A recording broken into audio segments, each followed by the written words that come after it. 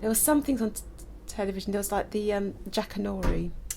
Like, and also they used to have these sort of folk, which I've looked on the internet since. They were like these East European fairy tales, and very strange, with like weird goblins in them. Very strange, like the Ring-a-Ting-Ting Tree or something it was called. And yeah. Hello. Mum, I'm going to the park. Who with? I don't know. I'll ask one of my friends, but yeah. All right. Be careful. Yeah, it was like, I think it was, and I have tried to look for it on the internet, and it was very odd programme. Always sort of black and white, East European. Did you? So you enjoyed that? Or? Yeah, I thought it was sort of like really scary and quite creepy. Yeah. It's funny. There's a lot of shows that have that kind of exciting, creepy element. I remember that was like that for me for the Moomins. Oh yes, the Moomins. Yeah. It terrified me, but I was addicted. Right. It was weirder than the Moomins because they were like real people. There was like dwarves in them, and sort of like it was very odd. Very odd. And I mean, I've looked for it on the internet, but I haven't really sort of I think it might have And there was also, you mentioned Jackanory. That rings a bell, but what was it? What was the setup? Like, how would it? Jackanory was it was on I think it was pretty much every evening, and there would be a short story read by, I think it was probably usually some sort of celebrity, but it wasn't called a celebrity then, and they'd just read a portion of a story every evening for sort of five nights or something. Oh right, so by the end of the week you've had the whole... Yeah, there was... And it was just their face, like just reading. Yeah, in a chair, in a big chair. And then there was the clangers. The clangers was Watch with Mother. Watch with Mother was on at 1 o'clock in the afternoon, and it was sort of about, must have been like a 20-minute slot from usually I think from 1 to 1:20, sort of that kind of time, and it would be like Mary Mungo and Midge, Mr. Ben, possibly Camberwick Green, you know, all those sort of like little short sort of and you never knew what it was going to be, so you'd always hope it would be sort of like your favourite sort of one, but there'd be a little What did you short... like the most out of all of those? I used to like all of them.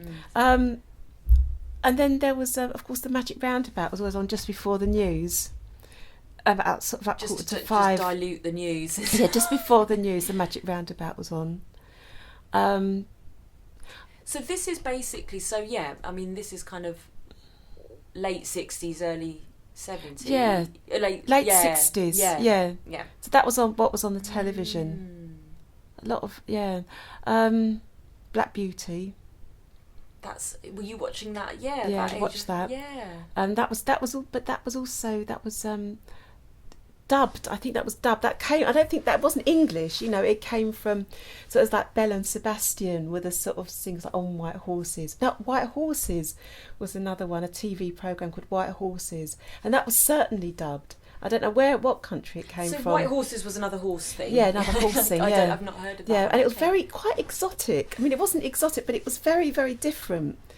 It was very different, and it was it was the filming style. The filming style, yes, it was almost sort of cinematic, almost, but it was foreign. It was foreign. Was it? Interesting. I've not seen it, but it'd be interesting. White Horses. Yeah, I mean, Belle and Sebastian with the I think with the two characters in it, and then they've got a pop group called Belle and Sebastian. Yeah, so it's sort of it comes from that. Yeah. But yeah, Black Beauty. I don't know. You're absolutely right. Was it like? It almost felt Scandinavian or something. Yes, it was sort of like it felt North European. That's how it felt. Whereas the Ring-a-Ting-Ting stories were like deep Middle Europe. You know, it felt very sort of Romanian, and you know that kind of sort of slightly sort of dark European. But interesting though that Yeah, actually, I don't know if we're now imagining it, but at that time, it seems like there were lots of other influences, other European influences. Which European more than now, American. I mean, yeah. that's, you know, of course, then there was like Tom and Jerry, like those sort of cartoons, and the films on the Saturday afternoon, and sort of always like the westerns that were always on, always westerns. Always. Still Shirley Temple, loads of sort of Shirley Temple. So you liked watching those as a kid? The westerns were for grown-ups. I didn't feel the westerns were there was like the Lone Ranger and stuff like that. Casey Jones. That was all sort of. That was the most American, and also then with the Happy Days when I was about 16, that I just loved Happy Days. What? Yeah. Well, why was it? Why did you love it? Like how? It was so funny. It was different. It felt sort of.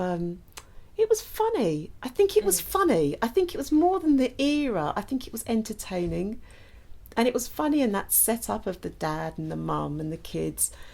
I think it just felt. It felt almost. You could almost identify with it, but it wasn't yours, and they all seemed to have a better life as well. You know, the houses were bigger, the coffee, but it all felt a little bit easier. Yeah. It was light-hearted. Yeah, that's it. And they were having fun all the time. Yeah, that's it. They were having fun all the time, and everybody was sort of, you know, sort of looked good and was sort of, you know, it was, and there was a program that was on that used to scare me very much. It was called it was about a hospital. And it was like, I don't think it was something general hospital, but it was a bit odd, kind of slightly supernatural. And there were sort of these scary clowns in it, that like doctors that were like clowns. And I remember being in my bed and being very afraid that the clowns were going to come through the wall.